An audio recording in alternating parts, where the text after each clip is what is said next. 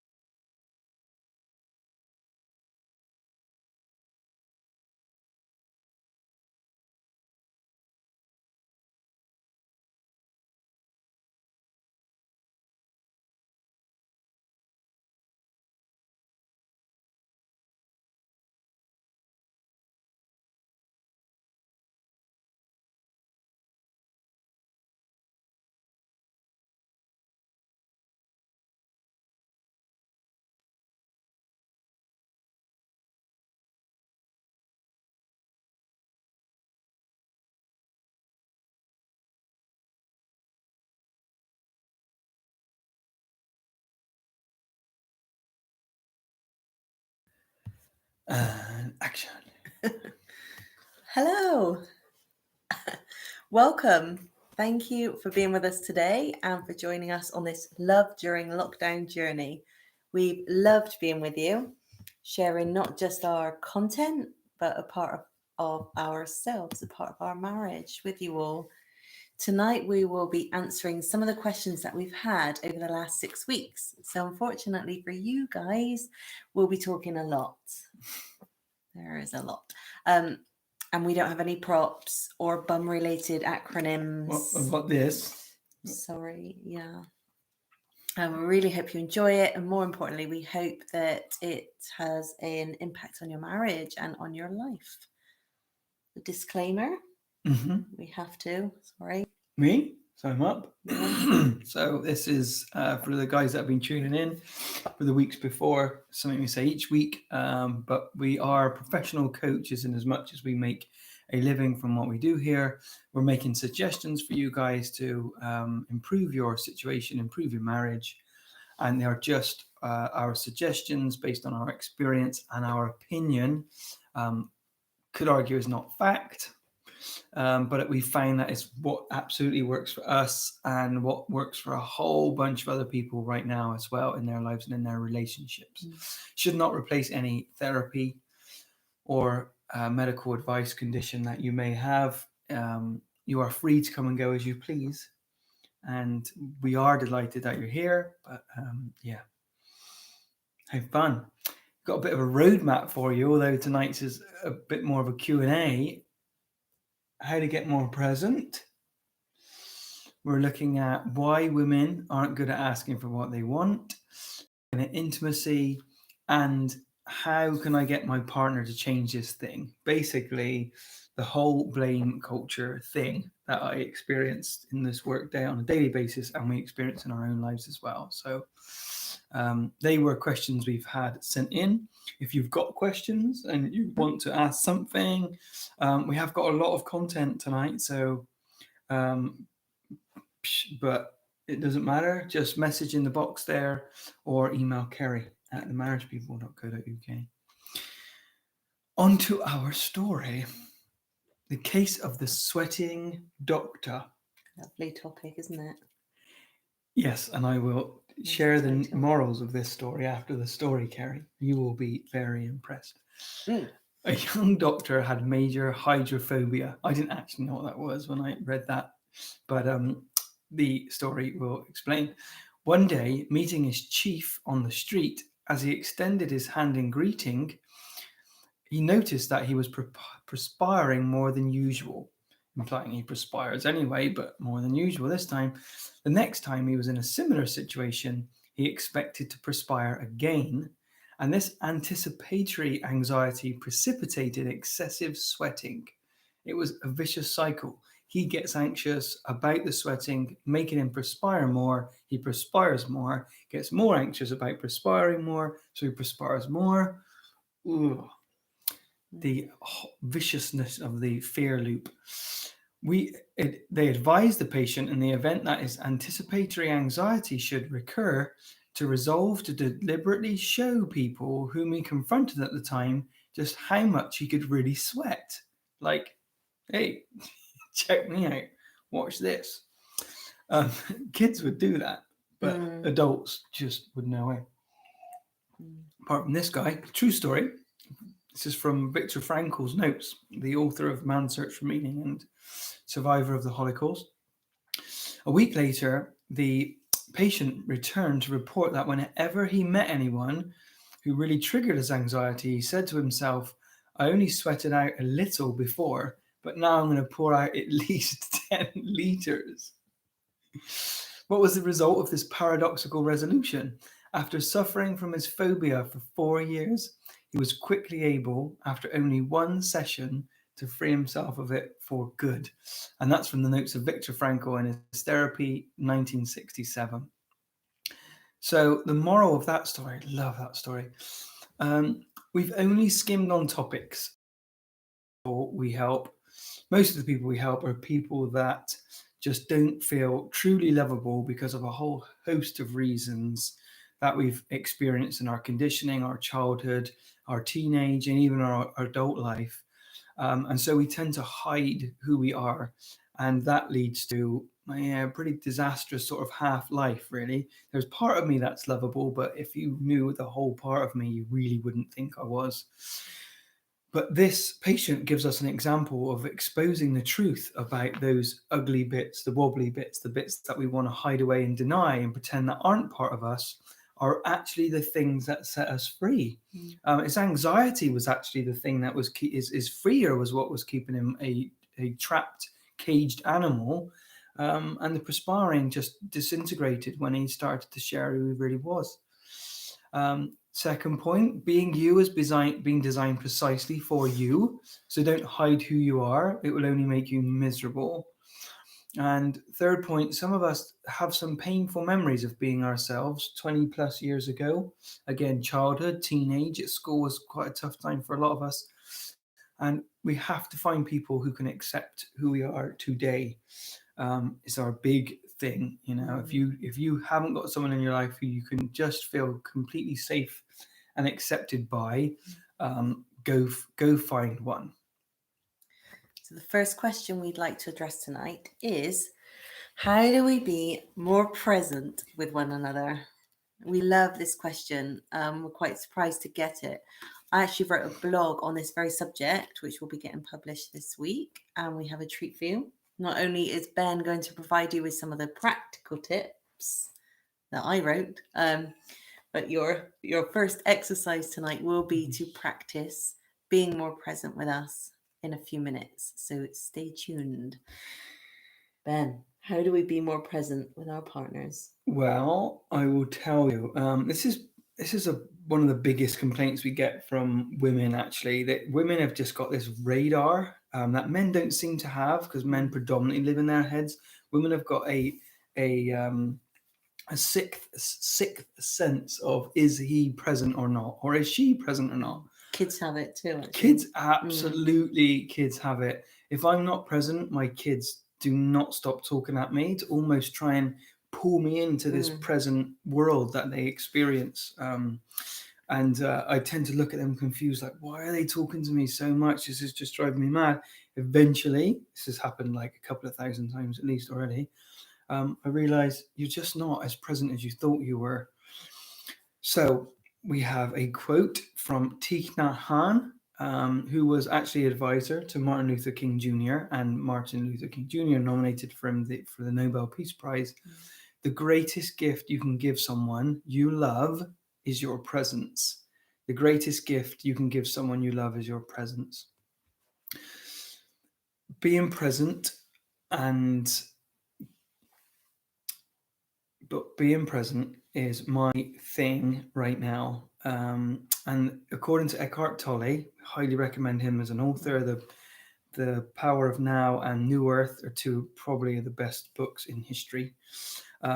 He believes the goal of the human race is to move from thinking to awareness. And what strikes me about his work and about how I show up in my own life is how infected we are with our thinking. and how we are literally passively controlled by it at all times. Sure, thinking about a problem and how to solve a problem is really useful. So thinking as a tool is useful, but how long do you spend on a given day actually solving a problem? It's a very short amount of time, tops an hour as a cumulative sum. And the rest of the time, what are we doing? We're still tuning into thinking. We're addicted to it. We pride ourselves on it and believe our thinking is who we are. It is not who we are. Being present is actually momentarily moving beyond thinking. It's actually quite lovely. So, back to the quote: the greatest gift you can give someone is to someone you love is your presence. So how simple is that, and yet also how hard? I believe that living in the moment is something that lots more people nowadays are striving for. In the time of our grandparents, it would have largely already existed. They did not have the technology that we have now, the constant comparisons and demands and social busyness that we've created for ourselves today. You could argue, we don't know if they were any more present, but they were certainly less busied by the amount of information that's available. It solved a huge bunch of problems on one hand, but the other, given us access to so much more damage. So I have lost where we were. Scratching. And so here we are with more connection than we've ever had, suffering the least connection we've ever had. How connected do you feel to someone when they're sat in your presence using their phone and they're not even ringing on it, they are texting on it or scrolling? Or it's just scrolling, yes. It's a time when our consciousness is expanding to understand terms such as being present and mindful in a time when it feels almost impossible. But it doesn't have to be a big deal. Blaise Pascal, quotes aplenty tonight, said in the 1600s, by the way, all of humanity's problems stem from man's inability to sit quietly in a room on his own. And when I started to dabble with silence, meditation, mindfulness, it was really hard because the chatter and noise in my head was so loud. All of my daily activities were designed to take me out of that thinking. So how many times you think about your phone during a given day is a question. How many times do you look at your phone during the day, even if it's just to check the time? Is okay. It might just be to check the time, but there's usually a quick flick to see what else is going on. How quick do you respond to a notification? I hasten to add, I don't get any notifications on my phone. I know. I need them. How many times do you think I'll just send a quick message right now, or I'll just Google that recipe? Don't get us wrong. We do this a lot too. It takes seeing it and a deep desire to change it to become more present. I went on a meditation retreat last year and my phone was confiscated for 5 days. And since I was probably 16 when I got my first phone, I don't think I've had that period of time without a mobile phone. We've and I'm certainly 38 now. I'm never 38 gone now. that long, have we, No without way. speaking? No way. I cried. I'm like, yeah, true. I know you can't believe Ben it. It's macho. didn't read the details of the event properly, so we had no idea that was happening, did we? Moving on. It takes seeing and deep desire to change to become more present. Removing your phone from immediate proximity is the first step. Just give it a go. You might just want to factor in a couple of hours per day during this period of time right now to just put it in the drawer and just ignore it. It's really healthy. The dirty dishes can wait. The toys on the floor can wait. The laundry is still in the washing machine since this morning. Dinner prep can wait. The plan, the task, the message can wait. But if it can't, then solve that problem and get back to being present. So, listening around the topic of being present, listen to what's going on around you. Just some hints and things to focus on here. Just tune into what's going on around you. Be quiet. Listen to the conversation being had in front of you. Pay attention to the words, the tone, the energy, the facial expression, the muscles moving in their face, and just really tune in to the person around you. So often we're listening as an anticipation to jump in and share what our opinion and our perspective is. But are people really asking for that? Even though I get calls most days from people who want my opinion, even then, rarely do people say, I really want to hear your feedback and opinion on this. People just really want to be heard. How easy is it to not think about yourself at all when someone is speaking to you? Gary's written here, dudes, it's hard, but worth it. Worth it for them and worth it for you. Men, focusing on another person and what they need can help us get very present. In the example of listening, the main problem if you have that you are thinking while someone is talking or is simply sitting next to you, and we call that thinking, talking. You're just spewing out your thinking at them.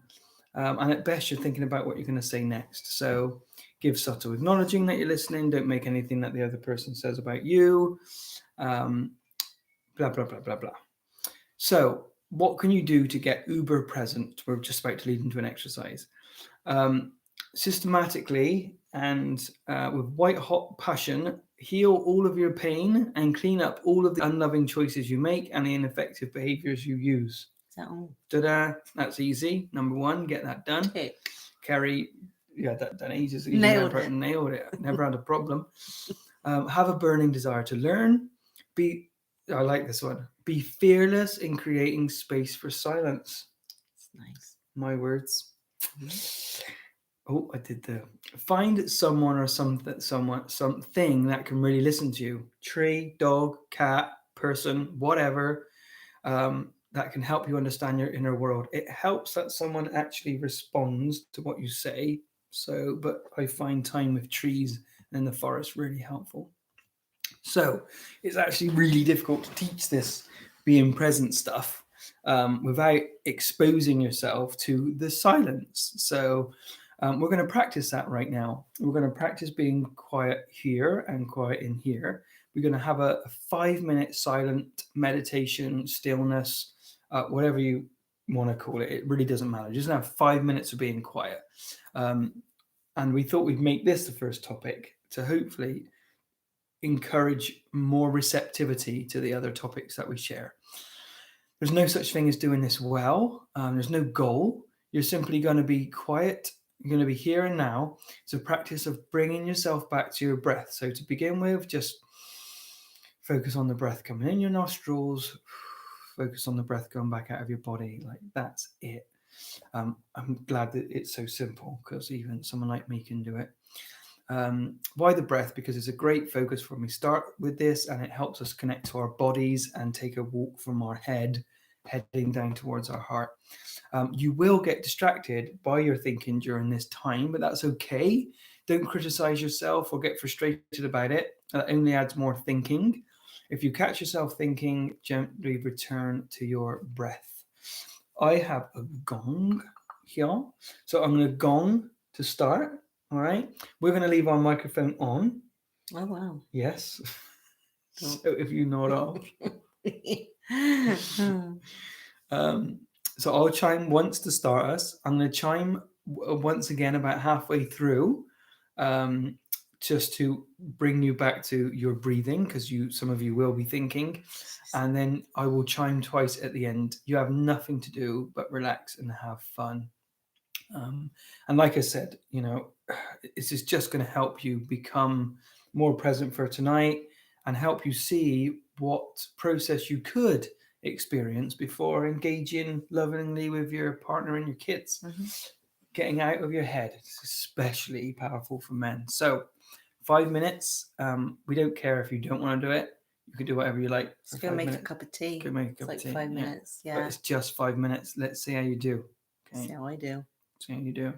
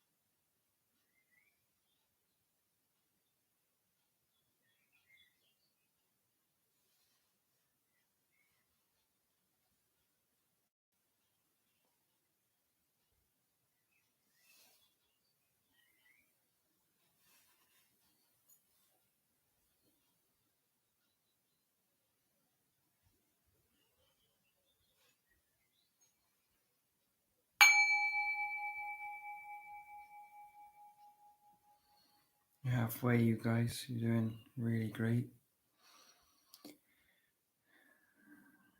Just get back to your breathing.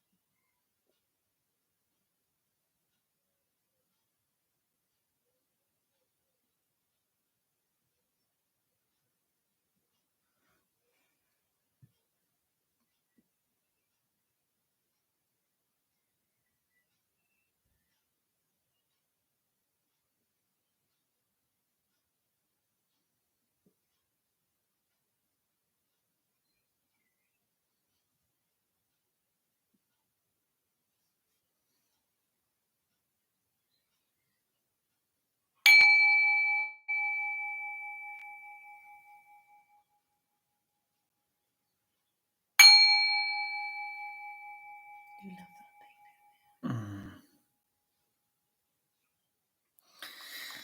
Okay, for those of you that did it, nice job. How was that for you, Kerry? I find it hard. Mm-hmm. Do you find it hard? I was wondering how many people just logged off and Thinking, yeah, yeah, just thinking. yeah. Yeah, so cool.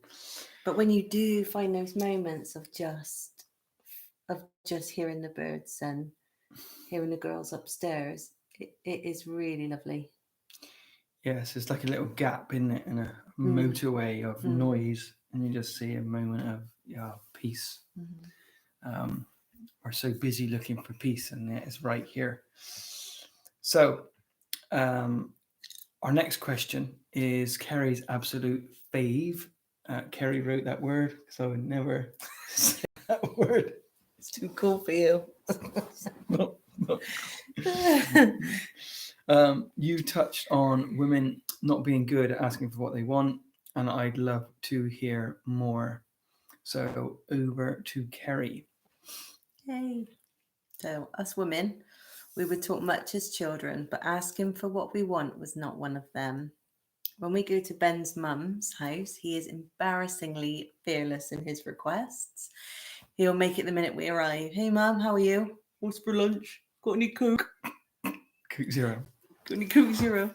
When I arrive at my parents', I wait to be offered a drink, take my shoes off, and I'm ready for any questions or requests that might come my way. So it's just very different in how we ask for what we want, and that plays out in our life generally, doesn't it? Just that, yeah, the permission that you have. It does, yeah. Anyway, so I'm better at asking for what I want at home here, but it takes practice. So until very recently, and not even across the globe, women did not have a voice. Their opinion, their needs, their requests were ignored. And although the gender gap is smaller, we have centuries of feeling unworthy, separate, and less than behind us. I don't want this to become a feminist rant. However, it's important that we recognize where and how this all started. I could list countless examples of women's opinions and feelings not being considered, much as you already know and feel. And then there's our childhood, where often the men were the head of the family, where boys and girls were spoken to and treated differently. The media then and now still often belittles women. And here is my message to you, ladies. You are amazing. What I see in females is this: courage, sacrifice, honesty, vulnerability, connection, strength, such strength. But what I hear from females is this: I'm not doing enough. I feel guilty. I'm afraid. And I hear complaints. My husband does this or doesn't do that. My mother in law treats me like crap. My husband doesn't listen to me, and so on. Women have the most incredible wisdom, the most amazing voices that their husbands, their children, and the world needs to hear. And yet we waste that opportunity, that gift, on complaining or feeling victimized and strengthening not ourselves, but the barrier between men and women, and the barrier between women simply asking for what we want. So, women, I dare you, use your voice, show your husband, your sons and daughters that you matter, that your needs are important, and that you are enough. Some of you may need to work out what your needs are before you set about making everyone else know. And so we have an exercise for you. We'll give you some minutes to make a start on answering these questions. I've got sort of 7 minutes, but that might be too long, I think. Do 5. We'll give you a few minutes. So some questions are: what do you love to do? What would you do if you had more time or more energy? And what's important to you? We're suggesting that you get to know yourself outside of your current relationships and commitments. Only then can you work on really being brave and showing that person to your family and the greater world. Okay, so 3 questions. Ladies, time's already started. What do you love to do? It's going to be hard for some of you, either listening right now or watching the recording. What do you love to do? It just baffles me how many women don't even know, haven't even given themselves permission to think about that question. What would you do if you had more time or energy?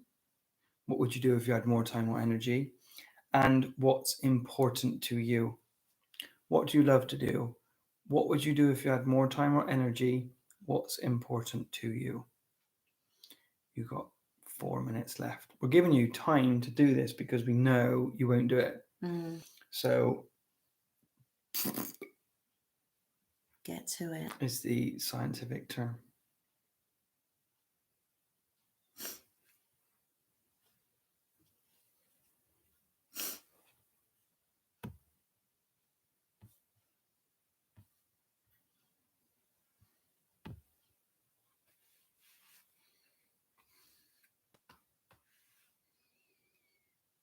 Some more assignment. 3 minutes left.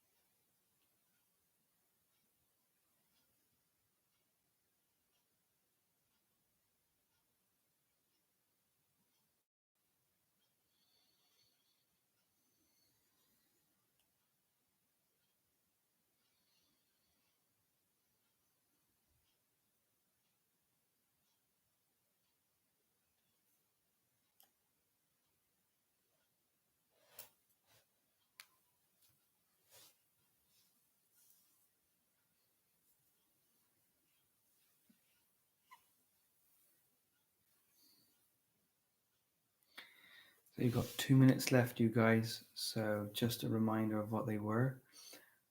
What do you love to do? What would you do if you had more time or energy or resources, money? Yeah. What's important to you?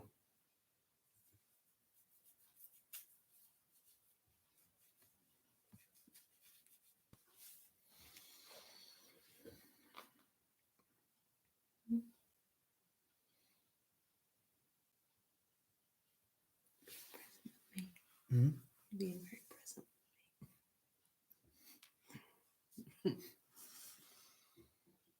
Doing my being present trick on you.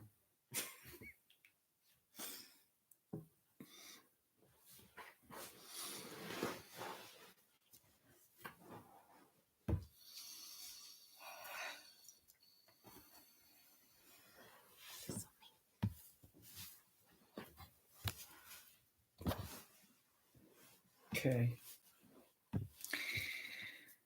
Ladies, you need to spend more time on that. I know you do. Yeah, continue to work on that exercise this week. This should be never ending in life anyway. Think about your needs and start to ask for the things that you want. And actually, your homework this week is to ask your spouse for at least one thing. And men, when your wife asks for what she wants, I urge you to listen. She's being brave, vulnerable, and fighting out against a history of oppression. She has sacrificed much in her life. Listen with an ear that understands all of this as much as possible. And I'm going to finish this section with a Marianne Williamson quote. Our deepest fear is not that we are inadequate. Our deepest fear is that we are powerful beyond measure. It is our light, not our darkness, that most frightens us. We ask ourselves, who am I to be brilliant, gorgeous, talented, fabulous? Actually, who are you not to be? You are a child of God. Oh. Time up, girls. Your playing small does not serve the world. There is nothing enlightened about shrinking so that other people won't feel insecure around you. We are all meant to shine as children do. We were born to make manifest the glory of God that is within us. It's not just in some of us, it's in everyone. And as we let our own light shine, we unconsciously give other people permission to do the same. As we are liberated from our own fear, our presence automatically liberates others. Very cool. Our next question came in a couple of forms, so we are simply going to address the theme now of intimacy with Ben. I got to answer the question of intimacy. That doesn't help whistling to create intimacy. So, pen and paper, men and women, I want you to both answer this question. Ready? Pen and paper, you got it? Good. What is your definition of intimacy? What's your definition of intimacy? That's question 1. Question 2. How often do you have intimacy with your partner? Question 3. How often would you like to have intimacy with your partner? Question 1. What is your definition of intimacy? Question 2. How often do you have intimacy with your partner? Question 3. How often would you like to have intimacy with your partner?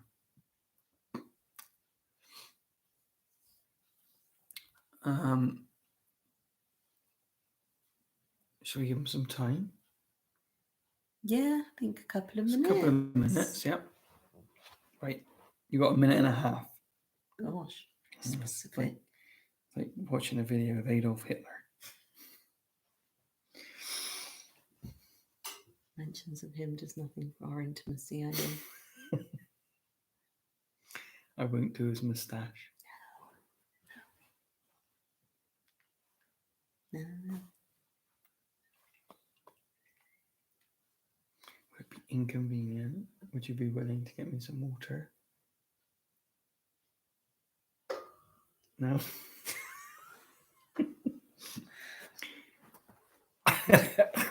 Delighted to give you some water. It's supposed to be women asking for what they want. Well, this is it. I'm just giving you an example. Thank you. I'm going to get hate mail. Okay. I know for a fact that men and women have a completely different idea and perspective about what intimacy actually is. And a great place to start is to ask the ladies in the house, can you, would you be willing to put the light on it? Oh my gosh.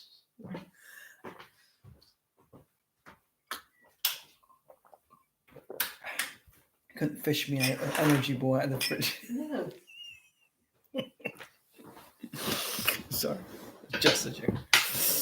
Okay, women, asking you here. Oh, Ben. Oh dear. Asking you, women, can you have intimacy with your spouse or partner? Yes or no? Yes. Listen to this, man.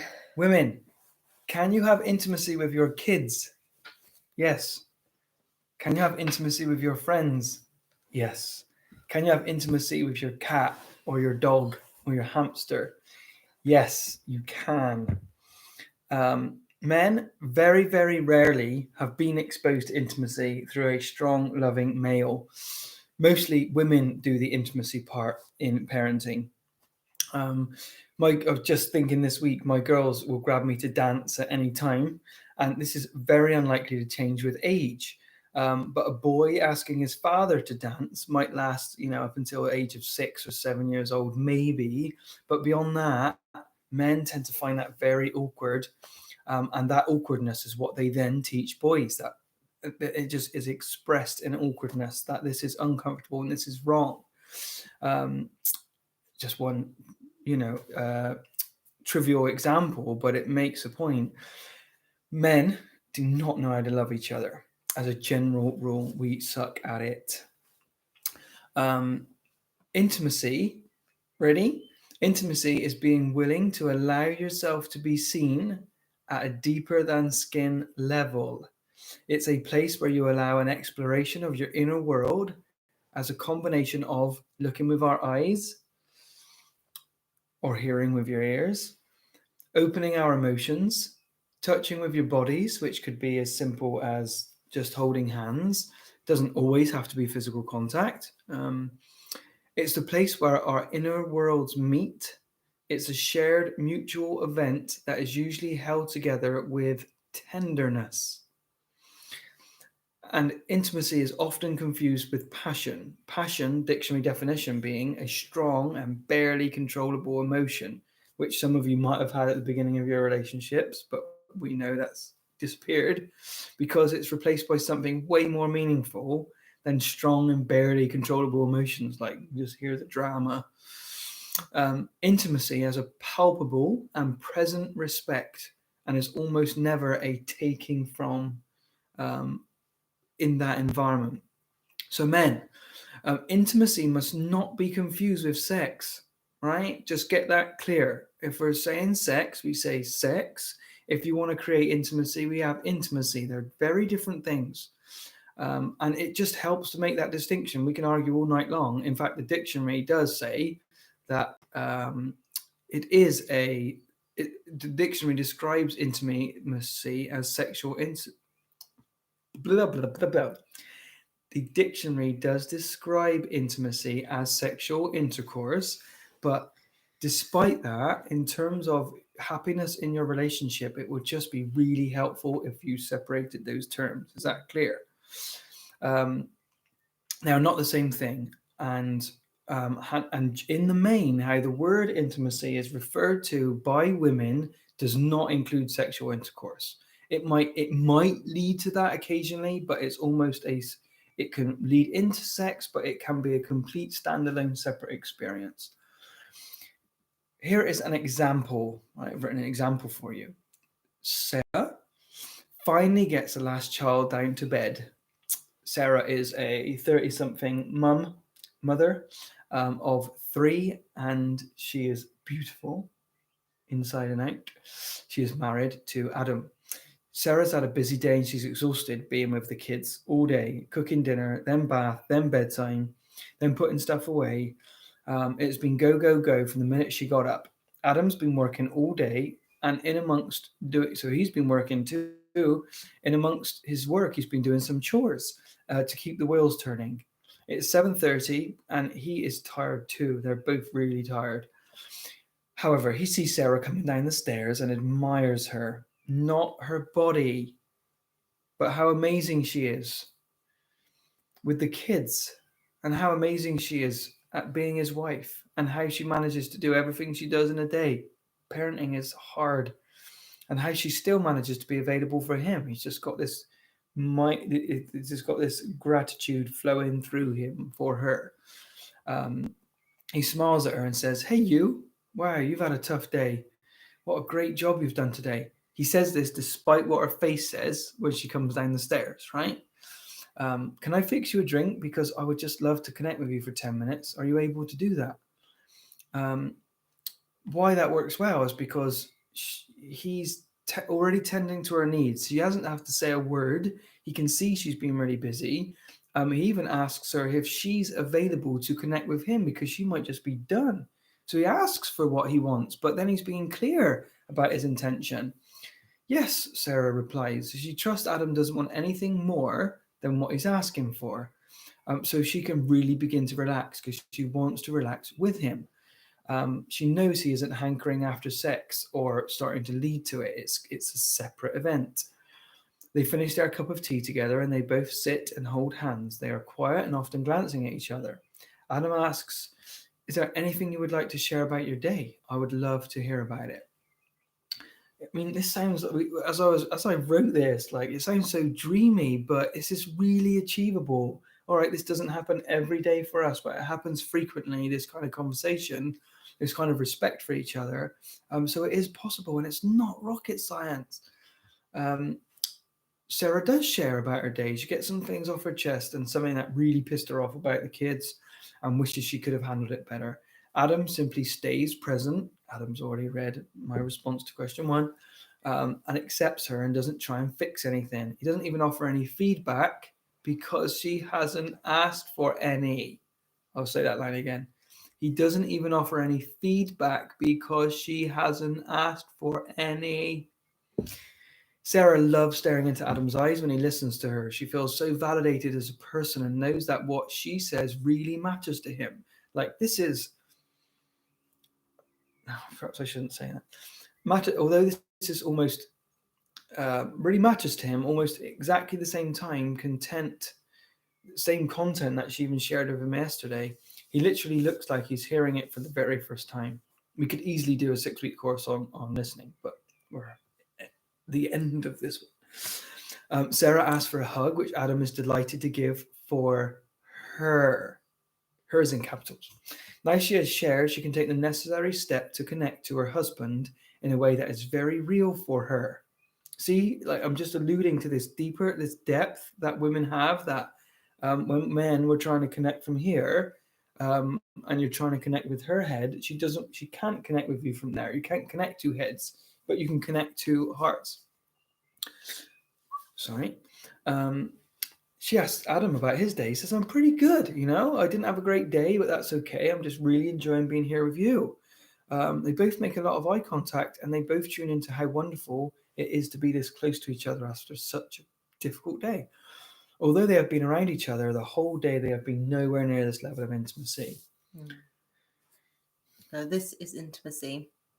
This is presence and connection, and with practice, this is possible. With connection like this, sex will also very naturally increase. I want to take this opportunity to also talk about sex, a big topic, and one which we can't cover in too much detail because of time. But here are a few words on the subject. Firstly, we must talk about the difference between men and women. Generally, women have sex with their bodies, but also their minds, their hearts, and their emotions. Men have sex pretty much with their bodies. Men can usually get in the mood fairly easily. Women need to have felt connected, attractive, cherished that day if possible. Men can be sweaty, have had a stressful day, an argument with a colleague. Women generally like to feel clean, rested, content, and safe. Men can see a fence move in the wind and see that as something erotic. Really? Yeah. And just want to note that men can use sex to get out of their head, which isn't a criticism, but it's a noteworthy point to make. And so they can really connect at this deeper level because the first response tonight was about getting present and getting out of here, and men can access that place of presence way more quickly when their body is exposed to sexual intercourse. So I'm not vilifying men. It's just it can become a really quick access of that connection Mm-hmm. that they can't find in for a lot of men in any other way without doing sufficient work Mm. to get what they need. Yeah. A mistake that men often make is the assumption that women are punishing them by withholding sex. We hear men say this a lot. You have Yeah. this conversation, don't you, a lot with guys. Just because somebody can and isn't doesn't mean that they are withholding. And it's so rarely true that a woman is withholding sex as a punishment, that we can barely think of a situation, could we? Not Where really. actually the woman was punishing the man. Yes, that's correct. And yet there is often that assumption. So stop that, please, men. So, men, pay attention to your wives every day. Make them feel a priority. Touch them, as in hold hands or put your hands on them for no reason other than to connect. Listen to them. Ask them questions. Ask them if they need help. Respect them. And do not keep score of the things that you're doing. I just want to make a note for a lot of women that are moving towards trusting their husbands more. I literally tell people to introduce touch with an introduction, because not all women want to be touched. Then, So, and because they don't trust that men are touching because they want to connect, and there's been so many eventualities of touching to get something for them, to declare, I would really like to touch you and connect with you and hold hands. There's nothing more in it. Are you in a place to do that right now? That might sound so weird and clunky, but being clear is so important when you're connecting with your partner. Your wife or husband can then feel, because this happens the other way around too, safer with the initiation of that connection. I guess, and it depends on the couple and how tactile they usually are. Exactly, yeah. It needs a conversation to work out what's best for, yeah. And women, communicate. Ask for what you want, as we've already discussed. If something is killing your sexual mood, then talk about it. If you have an emotional barrier to sex, speak about it. Seek help. Be honest. You have nothing to be ashamed of. Your fears are real and it's okay to share them. Releasing pain from a sexual experience can take time, patience, and love. Be honest with yourself and your partner about how you feel. This could be a happier experience. It's been really hard to gauge the level. I know there's a huge amount of shame for people around intimacy because it's a physically exposing as well as emotionally exposing experience, and we've all had a ton of different sexual and naked experiences with people. So yeah, I would, we're here to help with that kind of stuff. We couldn't go any deeper with the time that we've got, unfortunately, because yes, it's not the most straightforward of topics, but it's just to know that there are people out there that can help you with those really horrible feelings around intimacy and sex and nudity, etc. Yeah. And we've got only 10 minutes left, so Whoa. we need to move on to our last question, which was about anger. Thank you for that. As we spoke about this one earlier in the course, I think week 3, we're going to look at a common theme of anger instead, something which Ben deals with a lot, and that is blame. Specifically, blaming our partners for how we feel. It's so common and so destructive. We all do it. Yes, you do. And one of the hardest things in a marriage, especially for some of us, like me, it's taking responsibility for our own feelings and choices. I am a look what you should have done for me kind of person. Ben wrote that. In fact, Ben wrote a lot of this next section, so it's going to be a scratchy one for me. Yeah, and I get we haven't got much time, but the look at what you should have done for me, what that means is largely when events occur that you don't agree with or don't think should have happened or are outside of your control, your perspective or the way you look at it through your glasses, everyone's got conditioning sitting right on the front of their glasses. Kerry tends to look at it through a perspective of look what you should have done for me. and that gives her the identity of a victim within an event. And will I don't know. That was just to make a point. That click meant it's that simple, and I'll describe more about that as we go through this. So yes, back to We've got a story of just a small, tiny thing that happened this week. A tiny mistake I made. It's small, but these small ones build up. I mean, this one was volatile enough, but these build up on each other. So people are blowing gaskets left, right, and center, and they're like, "What just up? What? I went right from there to massive anger." No, you didn't.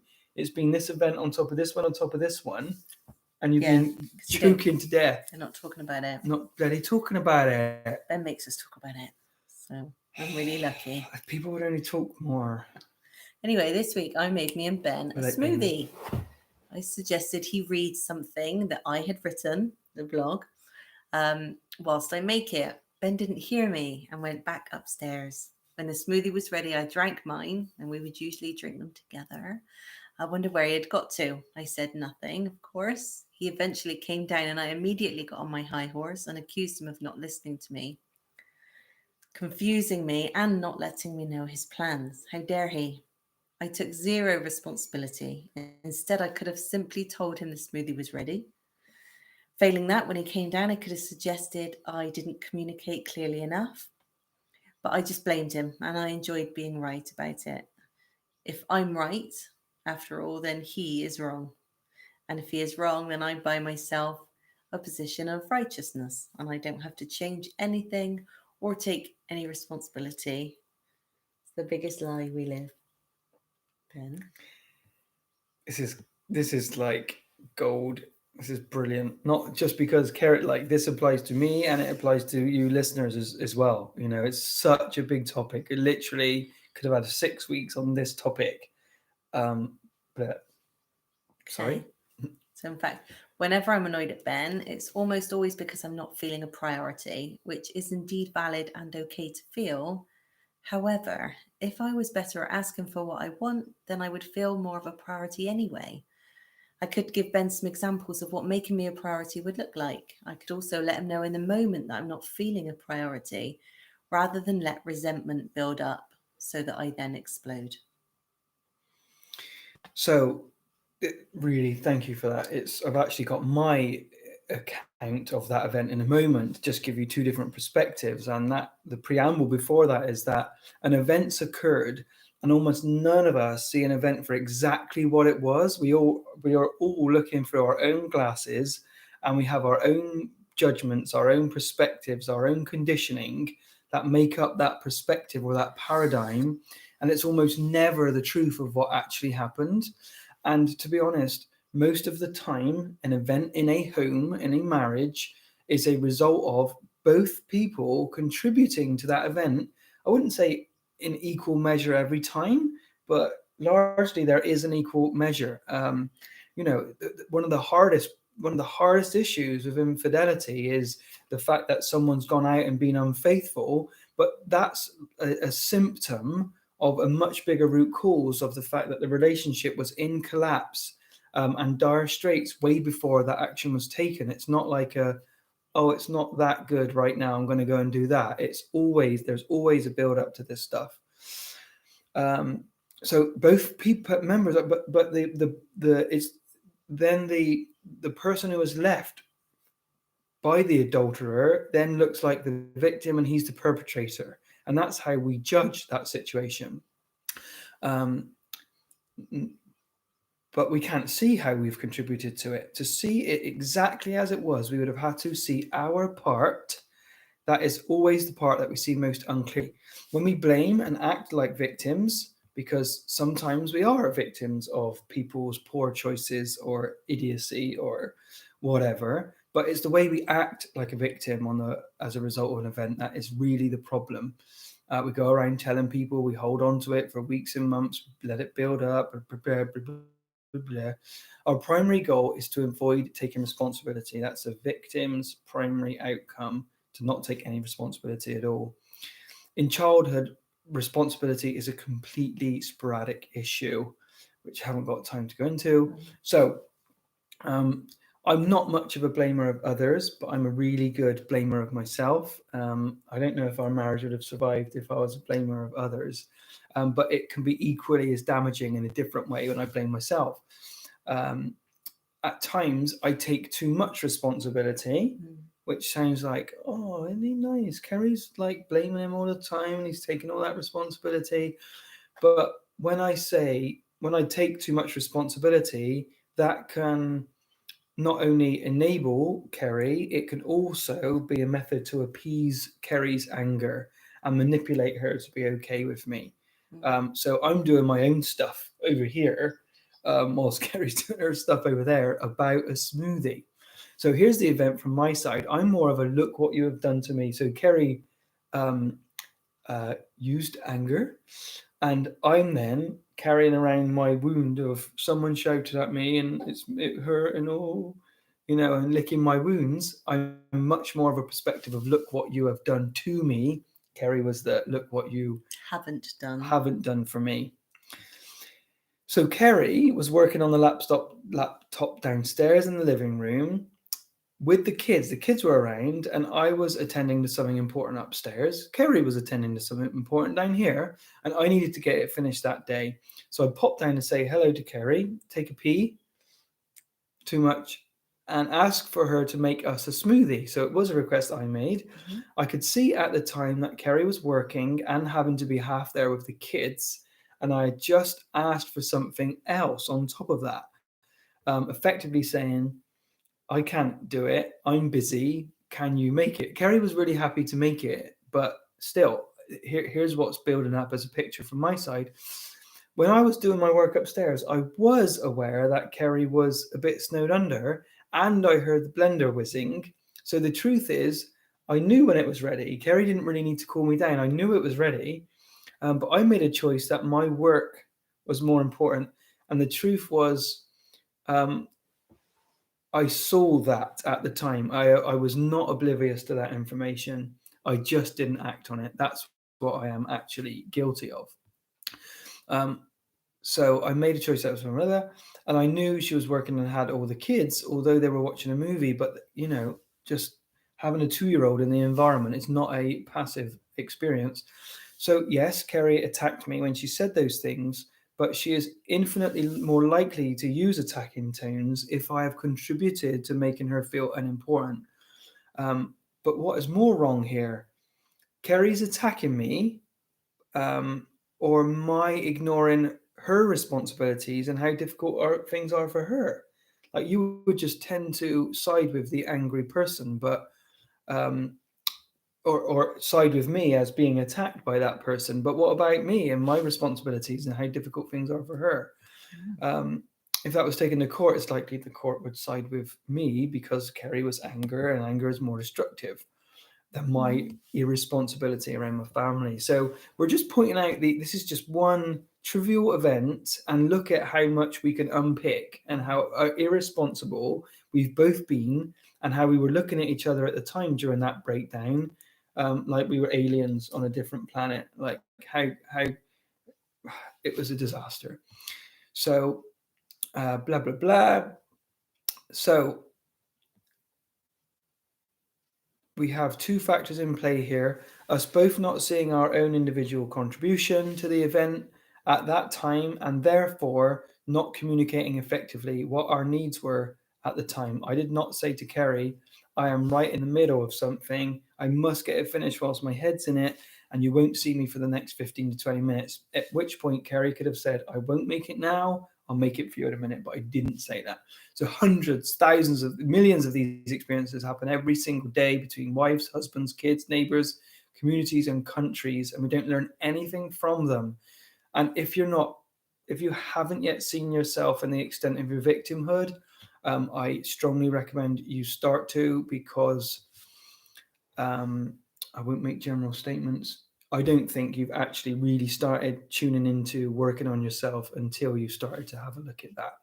So we are out of time, but there's a quick exercise that we're going to leave with you to go and explore, or ask your partner, in the last 7 days where something has not gone to plan or has gone wrong for you, and the first thing you did was to figure out who was to blame. That's your first reaction. Not let's take a step back and let's see if we've seen the factors that contributed to this event clearly. It's instantly look for someone to blame, and we compulsively react to that. And we know this is hard. We know this is hard and painful, but it could have a huge impact on your marriage. So it's been really great being with you, Kerry, every week. If you have any questions that you want us to privately answer, please email us. We hope these topics have been useful, and we hope we've jangled some chains. I've been concerned that we've been a bit in the middle and not Marmite about it. I wanted to go a bit more on the dark side, but my wife balances that with her beautiful light and energy. We're really hoping it was of value for you. But yeah, really, please get in touch if you want more information and some support. And it's not just us, thousands of opportunities to get support out there. We highly recommend it. So before I read the poem, Kerry, are there any last words from you? No. No? No, just really grateful that you do the work you do, and yeah, that we've been able to be with these people and help the people. And yeah, it's been really lovely to have the messages that we've had as well. I've really appreciated just being able to put faces to viewers and have a little bit of a conversation has been lovely. So thank you all for getting in touch. And even if you haven't, just thanks for watching and being a part of Love During Lockdown. My wife loves feedback from you guys. Don't like it from me so much. We have to have a formal relationship review every fortnight. But she loves it from you. So please give it and be really nice, else you're going to be in trouble. So this is again from Viktor Frankl, Holocaust survivor. He's written a book, Man's Search for Meaning. If you haven't read that, what rock have you been living under? Have to read that book, Viktor Frankl, Man's Search for Meaning. You haven't read that? No. Kerry. Well, that's okay. Love is the only way to grasp another human being in the innermost core of his personality. No one can become fully aware of the very essence of another human being unless he loves him. By his love, he is enabled to see the essential traits and features in the beloved person. And even more, he sees that which is potential in him, which is not yet actualized, but yet ought to be actualized. Furthermore, by his love, the loving person enables the beloved person to actualize these potentialities themselves by making him more aware of what he can be and of what he should become.